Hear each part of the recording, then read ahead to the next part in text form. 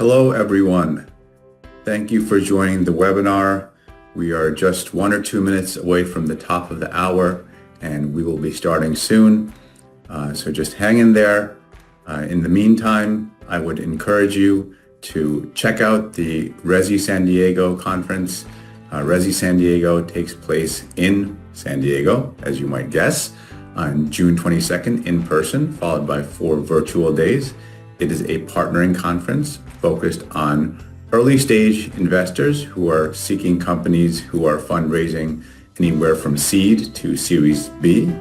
That's anywhere from $250K to $50 million. And it's also a place where you can meet a lot of pharma external innovation scouts. So we'll get started in just 1 or 2 minutes to give everyone a chance to join. So please hang in there, and we'll get started very shortly. For all of you who are just joining, welcome to the Large Pharma Business Development and Investment webinar presented by Life Science Nation with Merck, Servier, and Meiji Pharma joining. We'll get started in just 30 seconds to give everyone a chance to join. While we wait to get started, I just wanted to invite everyone to attend RESI San Diego, which takes place alongside BIO on June 22nd. And it's a partnering conference specializing in helping fundraising companies meet investors, especially those who are fundraising companies who are raising seed, Series A and Series B financing, as well as those who are looking to establish relationships with pharma external innovation. So there'll be about 350 investors attending, and we hope to see you there. So with that said, let's get started. Thanks everyone for joining. We are very happy to have you with us today and with our esteemed panelists that we'll get to introductions in just a second. We're joined with Merck, Servier, and Meiji Pharma US today, and we are looking forward to a great webinar. I'd like to invite everyone to attend RESI San Diego, taking place June 22nd, alongside the Bio International Convention, as well as RESI Boston, which is a little bit later in September during Boston Biotech Week. These conferences are designed for early stage companies, life science companies, therapeutic companies, med device companies, diagnostic companies, digital health companies, AI companies who are seeking investment. And it specializes in those who are raising anywhere from $250K to $50 million seed, Series A, Series B, as well as those companies that are seeking an audience with pharma external innovation scouts. We always have 300 to 400 investors at our events who are very eager to partner with you. So it's really the best place to accelerate your fundraising journey and your cash runway. We are very fortunate, like I mentioned before, to be joined by Carla Bauer from Merck, Irene Blatt from Servier, Sho Takada, as well as my name is Shigato Das. I am the president and COO of Life Science Nation, and it's my pleasure to moderate this webinar. So again, we welcome you to join our RESI events, and for this webinar, we're offering a very special discount, $500 off for the 5-day experience, or $200 off for virtual attendance or audience access. Audience access means you can attend in person, but you don't get partnering access. So I would very much encourage you to take advantage of these to cement a lot of investor meetings, get that under your belt. RESI San Diego does not conflict with bio partnering because we start early in the morning. Bio partnering, as you may know, starts in the afternoon. So it's a great opportunity to bang out plenty of investor meetings before kicking off your bio partnering experience. So there's no reason to not attend RESI San Diego if you're a fundraising company or looking for external innovation scouts from pharma because of your bio registration. You can definitely do both and have a great experience and cement a lot of investor meetings before. We also provide a very detailed database of investors. So if you are a fundraising company and you're looking to raise money, you can very easily plug in all your information, your disease, your modality, your stage, and find the investors that are best fit for you in seconds, along with detailed profiles and contact information, which makes your outreach to investors really easy. And we also offer entrepreneurial education. So these are examples of some of the many, many investors you'll find at our conferences. They come from across 10 different investor types. And again, the RESI conferences are the biggest investment conferences in terms of the number of attending investors. You can apply to pitch at these conferences as well. If you pitch, you're guaranteed an audience of 5 or 6 well-aligned investors who are obligated to give you feedback. So not only is there an audience, there's a panel of well-aligned investors who will definitely give you feedback and listen to your pitch carefully. Finally, go to go.lifesciencenation.com/LSN-LABS-CAR in order to get a free investability report where we actually do an AI-based assessment of your company and tell you what are the strengths, weaknesses, and how you can improve your pitch. And finally, contact me at s.das@lifesciencenation.com for a list of well-aligned investors.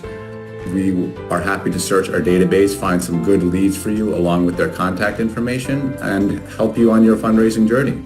So with that, let's jump into our webinar.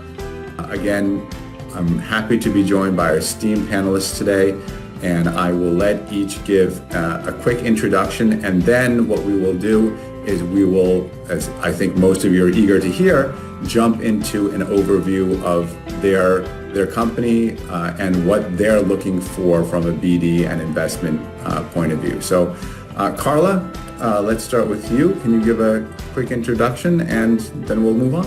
Yeah, hello. Thank you, Shigato, for the invitation. It's really nice to be here today with these esteemed colleagues. So Carla Bauer, I support oncology search and evaluation for our business development and licensing team here at Merck. I work out of our Cambridge offices. Delighted to speak to this team that's on the line today about the opportunities that we're very eager and interested to look for. Thank you very much for the invite. Sure. Irene? Hi, good afternoon. My name is Irene Blad, and I'm leading external innovation for North America at Servier, based in our Boston office. And very happy to be here today and share more about our interests. And thank you again for the invitation and look forward to the discussion. Yeah, very interestingly, all of you are coming to us from Boston, Cambridge. And Sho, how about you? Hi, everyone. My name is Sho Takahata, Senior Director at Meiji Pharma USA, a US-based subsidiary of Meiji Pharma, a Japanese pharmaceutical company. I've been in Meiji for more than 26 years now. Started my business career as a researcher doing drug discovery, mostly in infectious disease area. And then spent 13 years on research, moved to headquarters and did BD activities for 10 years. And in 2024, I relocated from Tokyo to very exciting city, Boston, and started venture investment activities.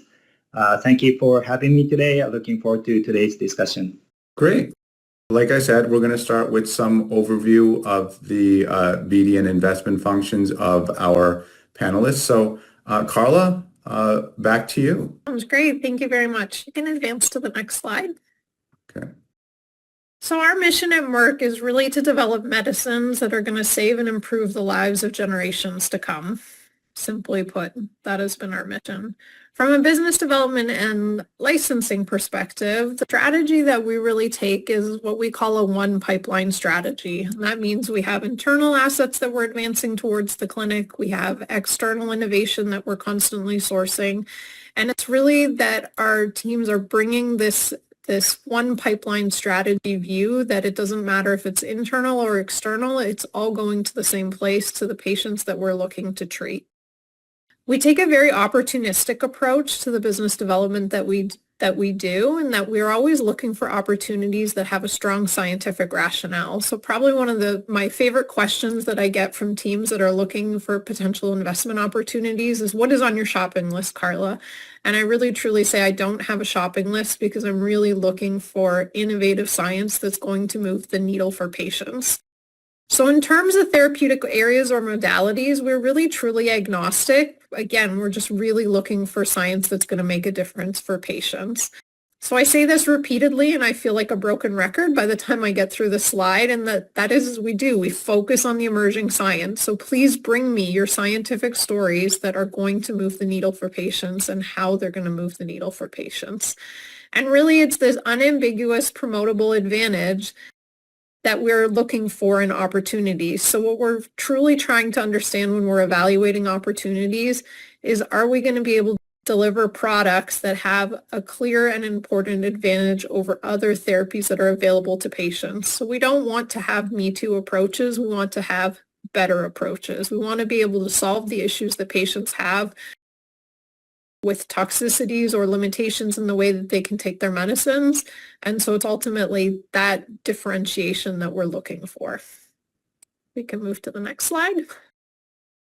So in terms of how we follow the science, so it's really the business development and licensing team to identify and then design and establish partnerships that enable Merck to really do that, and that is to bring innovative science to the patients that are most in need.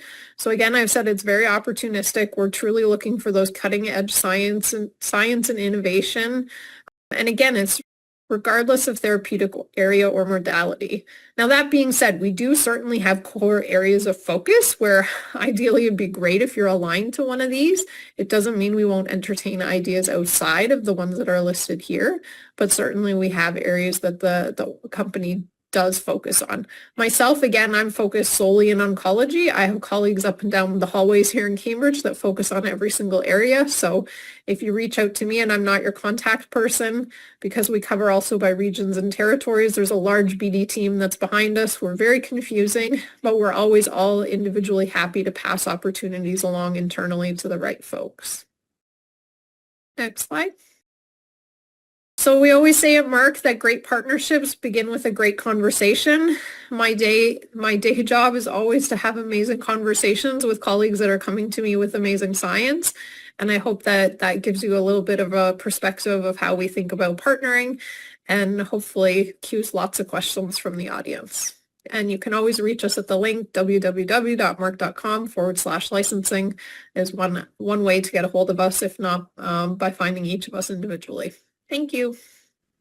Thanks so much, Carla. That was great. I think that's the question that everyone has on their mind always is, what are you looking for? So thanks for giving some perspective on that, and we'll hit more of that later in this conversation. So Irene, over to you. What's on Servier's mind? Great, thank you. So yes, as I mentioned, I'm in the external innovation team at Servier, and we are focused on identifying opportunities to support an innovative pipeline in both oncology and neurology, which are our two main areas of focus at Servier. Next slide. So in case you might be less familiar with Servier, I'd like to provide a little background on the company. So Servier is an independent, private, mid-sized pharma. So we are governed by a foundation, and we reinvest our profits back into the R&D pipeline. And our areas of interest are areas of high unmet need for patients.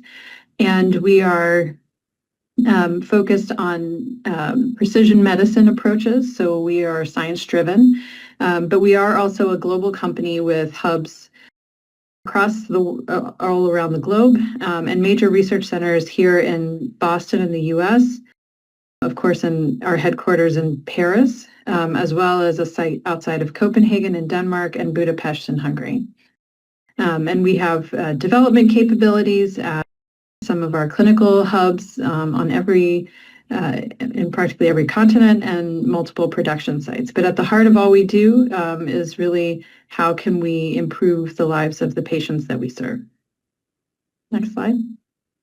So a little bit more in terms of what we're looking for oncology. So as I mentioned, we have a precision medicine approach. We prefer opportunities where we have a targeted patient population that we can pursue, and our primary indications of interest on the heme side are in the acute leukemia space. And then in the solid tumor side, we are very interested in opportunities targeting brain tumors as well as GI tumors. And so this is to strengthen our current position in these indications where we have commercial products today. But then we also look at our expanding pipeline internally, and again, how can we complement what we're doing internally with opportunities that are available externally. So our secondary indications are in lung cancer, rare tumor types, lymphoma, as well as other areas like GISTs and sarcomas. And then in terms of modalities, our main modalities are small molecules and biologics, so antibody-based biologics. And we're interested also in technologies that can enable drug delivery or target identification, biomarker identification, other areas that you could imagine would support development of therapeutics in these indications. Next slide. And then neurology, we similarly have an interest in areas of high unmet need, in particular rare neurological disorders, where we can build off of the success that we've had in oncology. So this is the next pillar of growth for Servier. And here our disease areas are really in a few different buckets. And these are all really driven by genetically driven disorders or biomarker defined disorders in the neurological space. So we are interested in rare movement disorders, neuromuscular disorders, refractory epilepsies, leukodystrophies, genetically driven autism spectrum disorders, as well as peripheral neuropathies. And here we have an additional modality beyond the small molecules and antibody approaches I mentioned for oncology. We also have a strong interest in oligonucleotide approaches. And as again, any enabling technologies to support particularly delivery of oligonucleotides to the brain would be of strong interest for our team. But overall, we are looking to find ways to really have an impact for patients. Next slide. So here you can learn more. If you scan the QR code, it should take you to our partnering page, which is servier.com/en/partnering. And that will also provide you with information to download a link of our partnering brochure that has the different areas of interest that I mentioned today, as well as expands upon some of the enabling technologies and AI approaches that we're interested in following for these indications. So I look forward to connecting with many of you and learning more about the innovative science that you're working on. Thank you. Thanks so much, Irene. I think that was a really good overview, very exacting as far as diseases and modalities. So I think that'll be great. Sho? Yes. How about you? Yes, next slide, please. So Meiji Pharma is a Tokyo headquarters Japanese pharmaceutical company. We are not a global pharma yet, but we have commercial presence in Japan plus Asian countries, especially in Southeast Asian countries such as Thailand, Indonesia, Taiwan. And actually, Meiji is one of the first companies that launched penicillin in Japan. So, and after that, we successfully launched key antibiotics in Japanese market.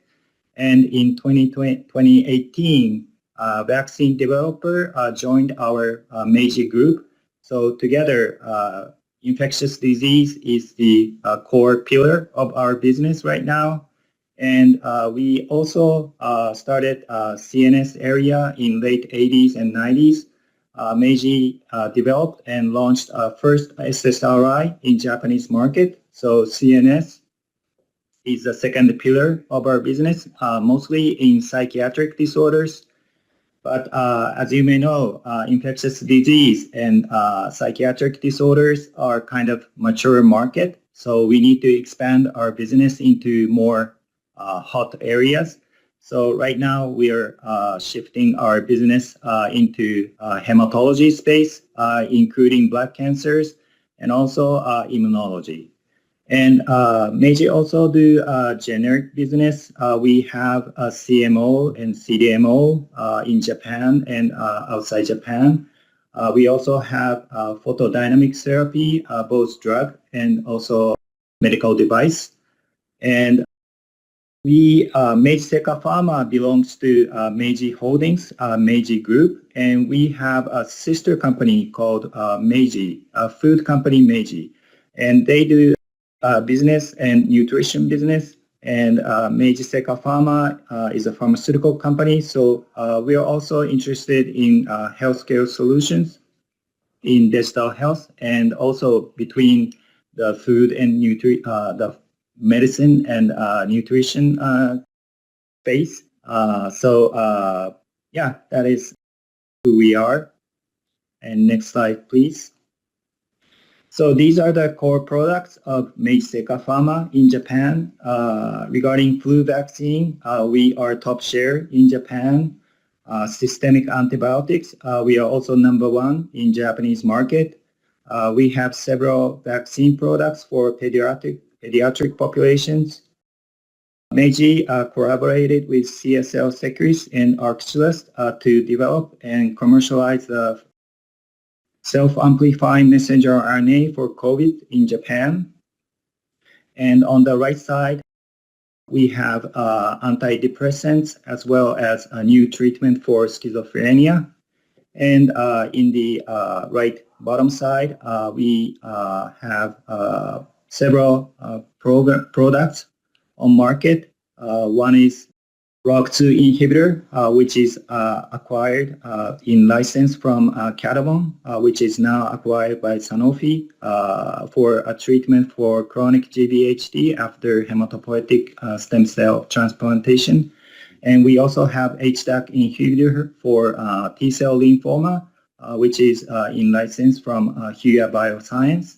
And Meiji developed and commercialized these products in Japan. Next slide, please. And I am leading a venture investment team at Meiji Pharma USA. We are kind of a VC arm of Meiji Seika Pharma. We are not in the form of CVC yet. We are operating and making investments by annual budget of Meiji Seika Pharma. As I mentioned, we opened an office in Cambridge, Massachusetts in July 2024, so it's almost 2 years now. We are making strategic investments, so we are seeking investment opportunities in Meiji's focus areas, which are infectious disease, vaccines, hematology, and immunology and inflammatory area. We are mostly focused on therapeutics, but modality agnostic. And we are also interested in diagnostics. And because we have vaccine business, we are also interested in preventive measurements other than vaccines and innovative technologies in these areas. We have a small budget, so we are focusing on early stage investment opportunities. Our sweet spot is from seed round to Series A. Our check size is up to $5 million per investment. Right now, we don't have capability to lead the fundraising, but we prefer to have board observer rights and to participate as syndicate. Next slide, please. So within 2 years, these are the track records we made so far. We made 2 LP investments, one for Boston-based biotech-focused VC, MPM BioImpact. They launched a new fund called New Technologies and Virology Fund. So we made LP investment in 2024. Recently, we announced that we made another LP investment to Global Health Investment Corporation's second fund called Global Health Security Fund. Their focus is to address global health issues, including pandemic preparedness and antimicrobial resistance. And their mission really aligned with Meiji's strategy. So we made LP investment to their second fund. And in the bottom part, there are examples for direct investments. Oshivax and Senchivax, both are vaccine developers. They're both developing a universal flu vaccine. We joined Oshivax Series B round in 2025. And early this year, we made investment to Senchivax, South San Francisco-based biotech. And last, Lyric Bio, it is also a California-based startup. They are developing next-generation biomanufacturing platform for human IVIG product. Right now, IVIG is manufactured from donated blood, but there is always supply issues. So if their technology is successful, they can efficiently manufacture IVIG using a very compact size of bioreactor from donated B cells. So we invested in their seed round.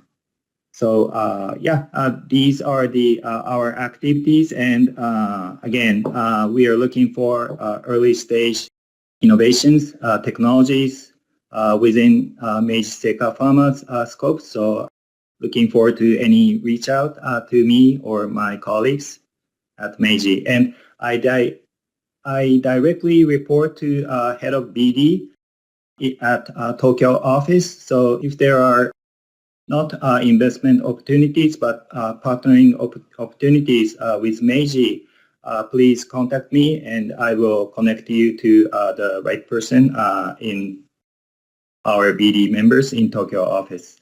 Thank you. Thanks so much, Sho. I think that was a great overview and really will have helped people understand the goals for Meiji. So let's jump in. I think we're ready for some tough questions, hopefully not too tough. So I think one of the biggest trends, worries, obstacles that we see now that we find ourselves in 2026, hopefully the year where biotech's going to bounce back. What are the opportunities? What's the hope for early stage, risky, aka preclinical companies? And I use that scary font for preclinical. I guess risky is just the opposite of the term you hear every time. I want a de-risked asset. So I'm using the term risky here a little bit tongue-in-cheek, not that it's really risky, but it's the opposite of this phrase you hear everywhere that I'm looking for de-risked assets. So do preclinical companies have a chance to make it through the valley of death with Merck, Servier, or Meiji? What's important for you in a preclinical company, and what kind of deal can a preclinical company expect to make? Maybe Carla, you can kick us off. Sure, happy to do that. Does a preclinical company have an opportunity to make it through this valley of death? Absolutely. I can tell you I've been very busy with a lot of preclinical stage companies trying to think very creatively about how can we help accelerate their programs towards the clinic. So this is active conversations that are happening internally as we speak. The reality is that it really comes down to the scientific story, and I cannot emphasize this enough. It's really, how is what you're developing going to move the needle for patients? And how are you going to be able to convince us with your preclinical data package that you have something that differentiates? And really, when we think about differentiation, it's really differentiation from either standard of care or from other opportunities that are out there. It really comes down to what are the problems that you're trying to solve with either therapies that are currently existing or therapies that are also going after a similar space. So it really comes down to the data package and the totality of that data package to be able to say, is this something that we feel that, as a big company, we can come in and help support moving those opportunities towards the clinic. I think that, as you're thinking about opportunities and your partnerships, starting conversations early is really important because it takes time. You might not get to the right data inflection points Or you may think, oh, we need to have a development candidate before we can talk to the Mercks of the world. That's not true. I talk to companies as soon as they're coming out of HIT and lead ID sometimes lead optimization. It's really important to start conversations early and to build relationships early, because what you don't know about our invisible portfolio is when things might fall off and we may need to think about bringing something in externally. So it's really important to build those relationships early. So we may not be ready the moment you approach us to do a deal right away. So it's really important to build those relationships and to be able to do that. Maybe one last point that I'll add, and then I'll turn over to my esteemed colleagues here, is that, when you're approaching us, please come with a flexible mindset. I think that's the most important thing. If you come to us and say you're only looking for an acquisition and we're not ready to do acquisitions, and that could already be dead in the water. It's really important to come to the conversation creatively about how could we as two teams think about advancing your exciting opportunity towards patients in this early preclinical space. So that's one hot piece of advice. That would be the one that I'll leave the audience with. But happy to pass over to Irene and Show if they have additional pieces they'd like to add. Sure. Thanks, Carla. And as always, agree with your comments. And I would add or reemphasize the differentiation piece. I think right now we're seeing quite a lot of concentration around the same targets, and it's really difficult to envision at the preclinical stage how the molecule will be positioned in a market where there are already many late-stage assets competing for similar patients. So I encourage you to generate data benchmarking to the leading assets that are further along in the clinic, perhaps, and really highlight how you're different and how this can really have an impact for patients. And think creatively about maybe there's other indications, right? So there could be rare indications where you could have a quicker path to approval. So think creatively about how to position yourself if you are, for example, trying to validate a platform with a well-known target. Appreciate that you probably don't want to take target risk, but then think about how you'll be able to position yourself in some of these landscapes. I think the other thing for us, we are very interested in preclinical assets. And again, I think we have, as I mentioned, some very focused areas of interest. So certainly companies working in those indications with preclinical assets, that would be high interest for us, and the potential to differentiate, as I was highlighting. But even if your lead asset is not in one of the key indications we're looking at, I encourage you to reach out and talk to our team early on, because there could be interest in collaborating on a target that maybe is earlier, or maybe there are earlier programs that you're thinking about that we're not aware of, but we would might have an interest there. So I wouldn't from the beginning exclude yourself from the discussion if it's not exactly the same indication that we highlighted, because there are needs for platforms and interest in collaboration. So in terms of opportunities to partner, we can certainly come up with creative ways to collaborate in the early phases to help de-risk, and then look at where you can accelerate versus where we can accelerate. Oftentimes our expertise is more on the clinical piece. If you have a novel platform, for example, so we can collaborate in that way and help advance the program to the clinic, and then leverage our clinical capabilities to accelerate there. And then the other thing that I am hearing people are more open to these days, it's coming back into fashion, are option deals. And I think it's a great way to further de-risk the science if it's a very novel target or a very novel platform. Certainly our teams always want to see more data, but there are ways that we can partner so that we can help advance the program to a de-risking stage where our team is perhaps more comfortable with bringing things in. So certainly an area of interest, and I think more flexibility in how we work together is very easy. It makes it easier to accelerate the discussion. So, Sho, what about you from your CVC kind of perspective? Yeah, so I totally agree with Carla-san and Irene-san's comments. And I also think that if the company can demonstrate the potential of game-changing therapy or the highly differentiated product based on the robust science, then sure, we are interested in such companies or programs. For us, we focuses on early stage companies, so I think there is a good chance that preclinical stage company can have good deal or even an M&A deal. Recently, MPM BioImpact's portfolio company, Orna, was acquired by Lilly. They are developing a circular RNA platform for autoimmune disease.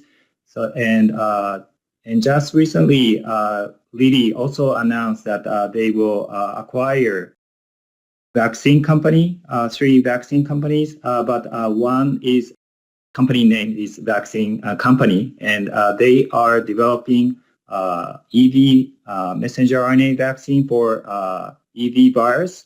And they are both preclinical stage companies, but they have a strong platform, and also they have lead indications that are targeting the really high unmet medical need indications. So if you can bring such kind of story to the companies, then I think you have a great chance. Yeah, I think to your comments, Lilly has recently generated a lot of news with the absolute tear they've been on BD and M&A. So that's very interesting. So great points from our panelists.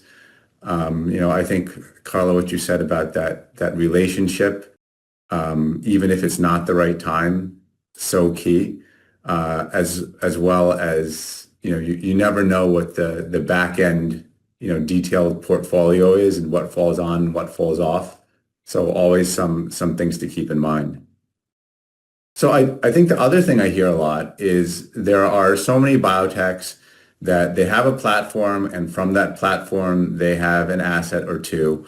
And they're always wondering, when they approach pharmas and investors, should they be talking about their platform that they could potentially get into a collaboration deal with the pharma to use their platform to produce or help produce assets or drug delivery or whatever it is for the partner?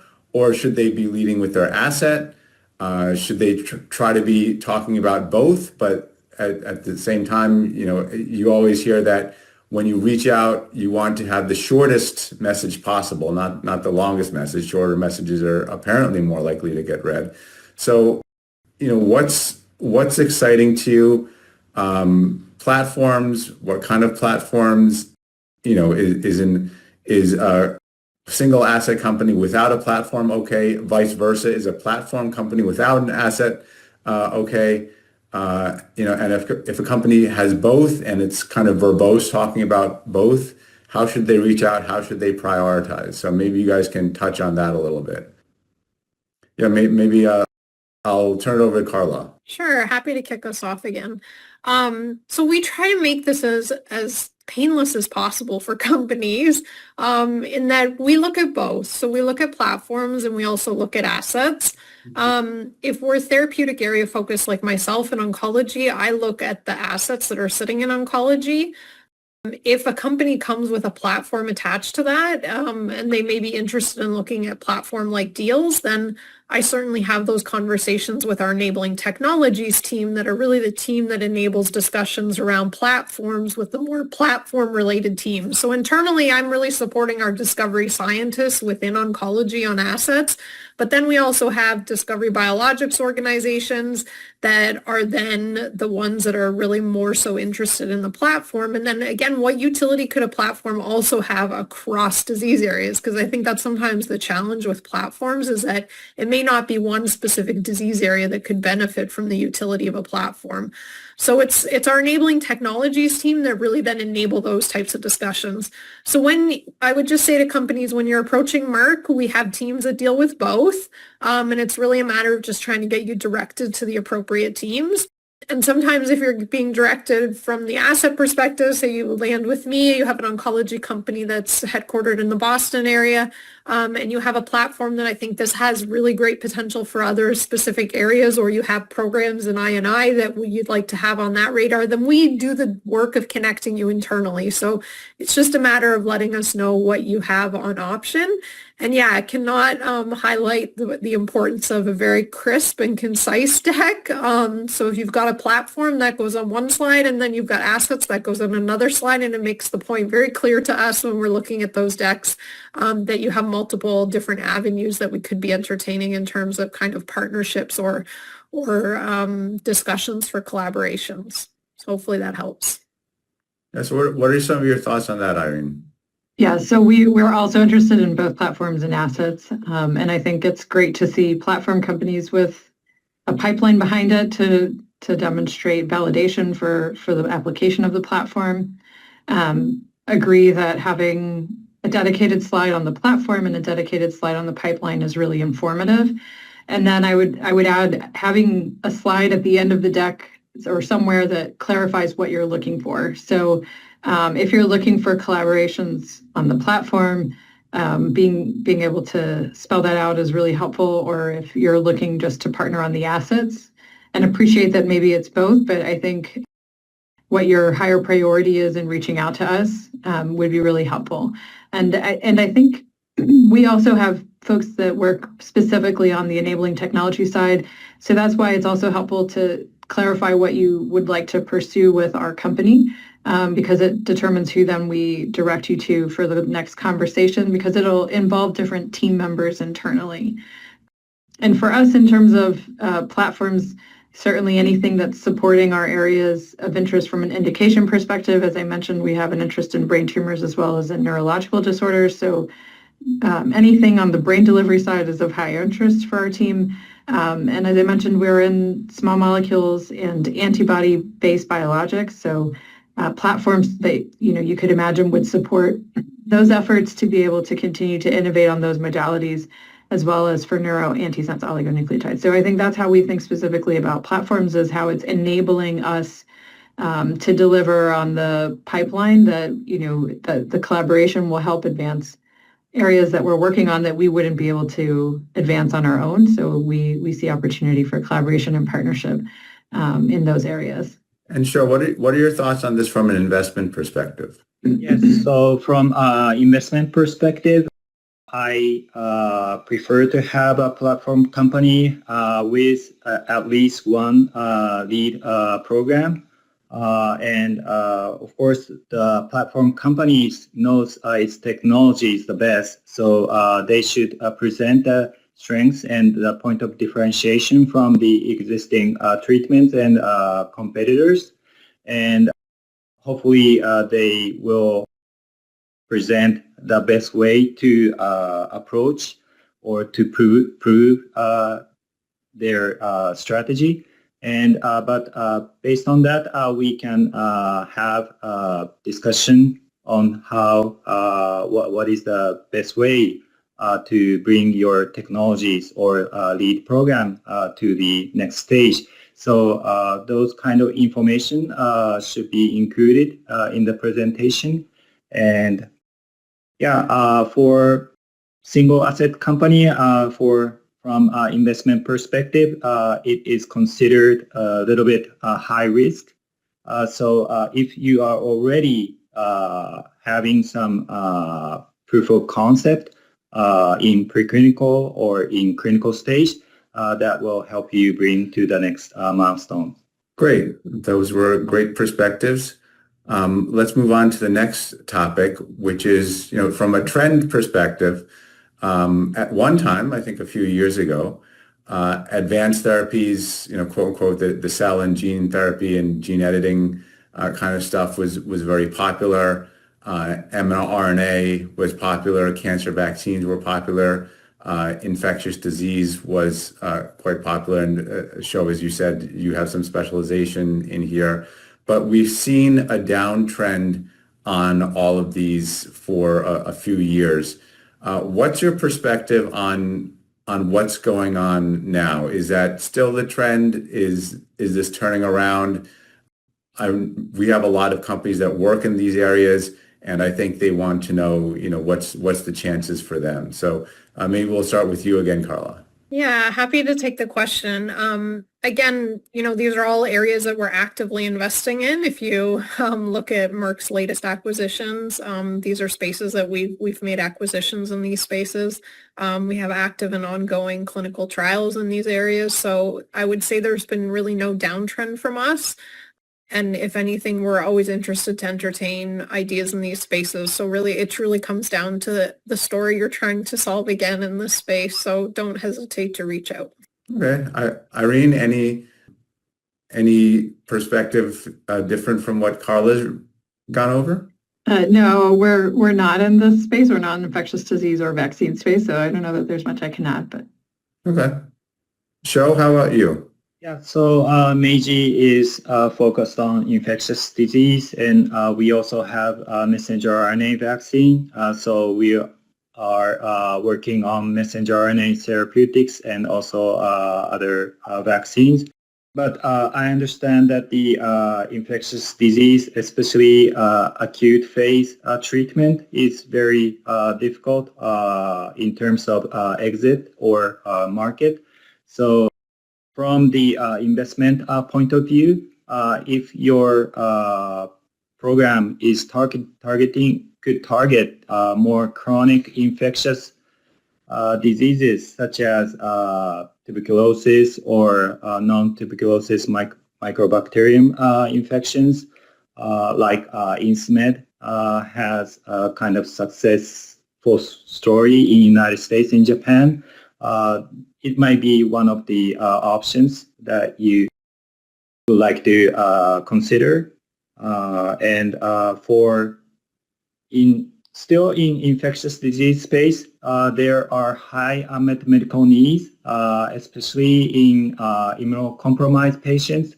So when there is the transplantation, there are chronic the latent virus will reactivate after you are immunosuppressed, such as cytomegalovirus or EEV virus or BK virus. And of course, there is a drug to prevent the cytomegalovirus infections already, but there are still some limits. So if there are new technologies that can reinforce such kind of prevention in more broad spectrum of latent viral infections, I think those are kind of promising, or the people need such kind of solutions in this area. So those are another point. And also, I think chronic infections will lead to chronic inflammation. And there are many evidence right now that the chronic inflammation is highly associated with chronic disease or age-related disorders, such as heart attack or cardiovascular disease or multiple sclerosis, highly linked to EB virus, and even Alzheimer's disease. With there is the evidence from Wales, UK, that the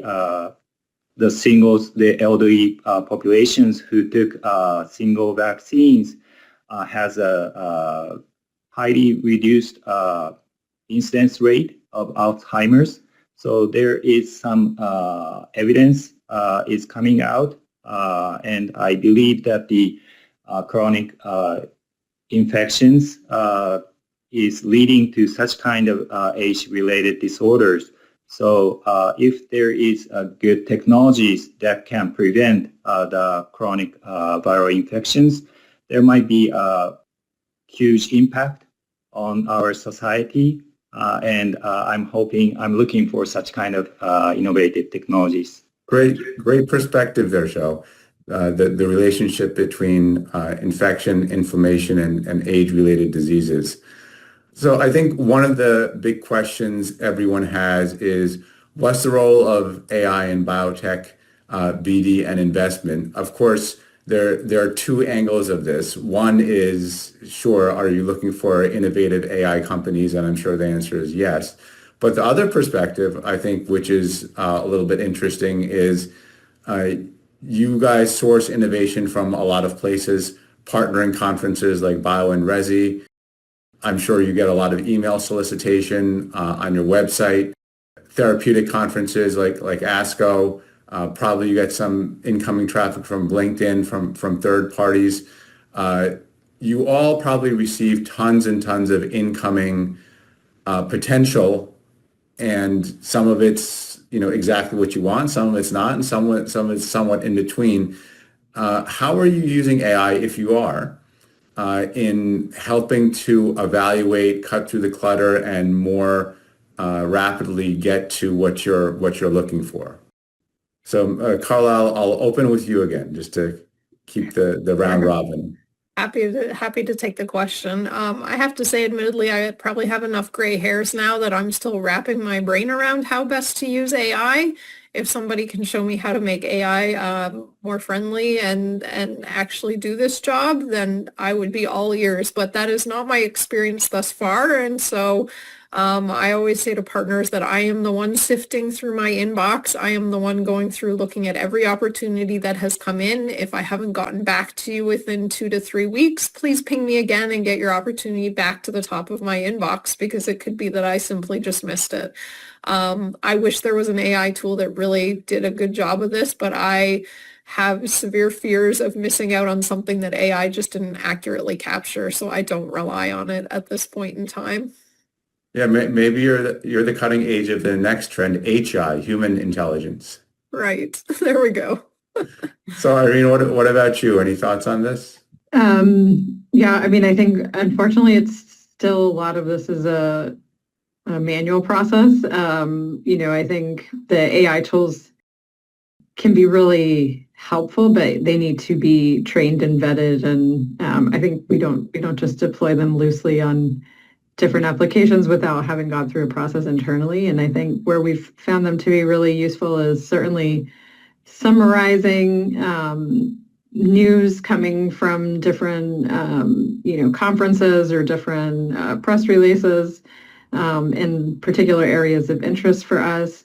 But in terms of applying it to email or reviewing abstracts at conferences, like Carla, wish that the tools were better and a little bit more trustworthy, and I would be happy to use them. But I think for now we're starting to test them in defined use cases, but we're making sure to, like any tool, vet it against our own internal capabilities before deploying them more widely. And show very quickly from your perspective, are you utilizing AI at all for this kind of thing?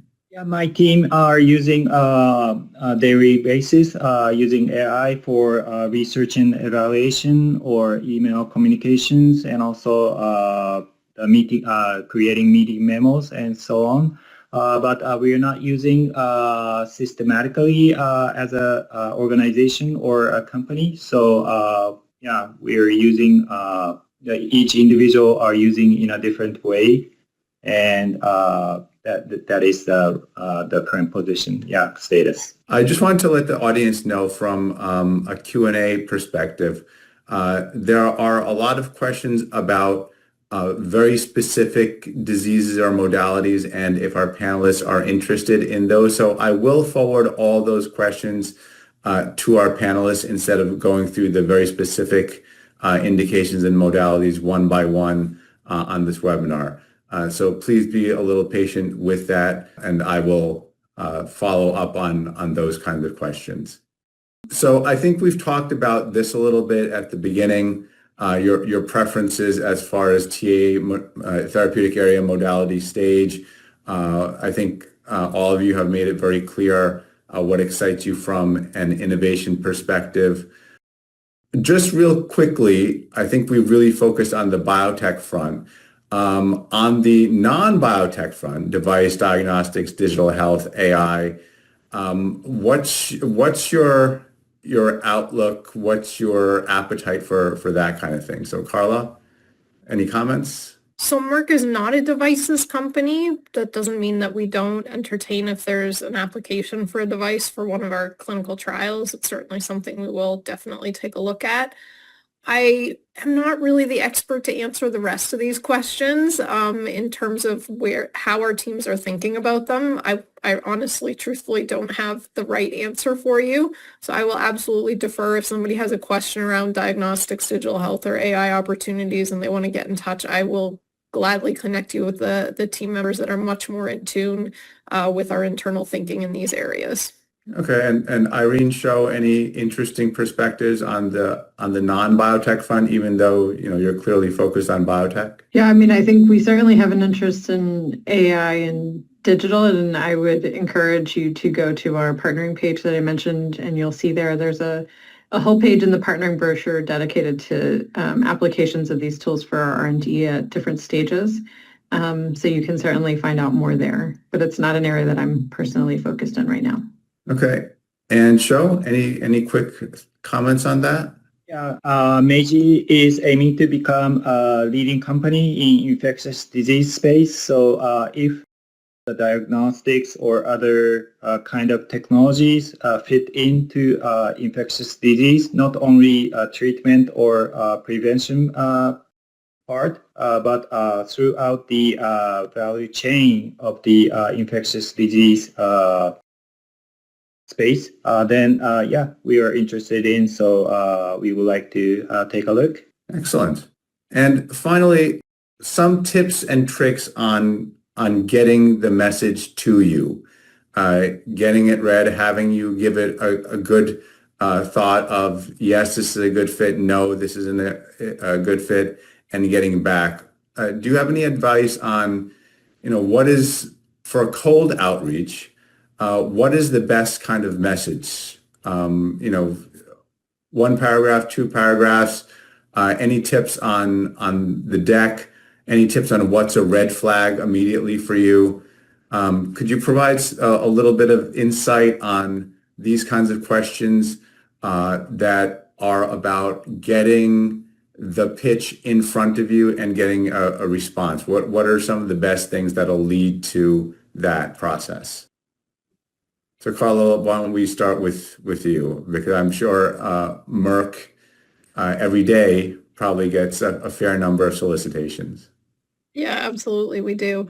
So the best message, again, is a concise message. It's not paragraphs upon paragraphs in an email. It's a non-confidential deck when you're comfortable attaching that to an email, just highlighting, the opportunity that you're looking for.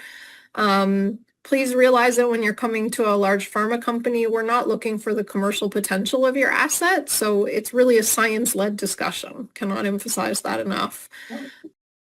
And I think that in terms of providing some insight to our internal process, it's really reaching out to BD. BD is your first stop. And then from BD, if BD feels that this fits in within strategy and it could be of interest to the team, it's really upon us, BD, to then share that with the scientific teams. And hopefully we get you to that point.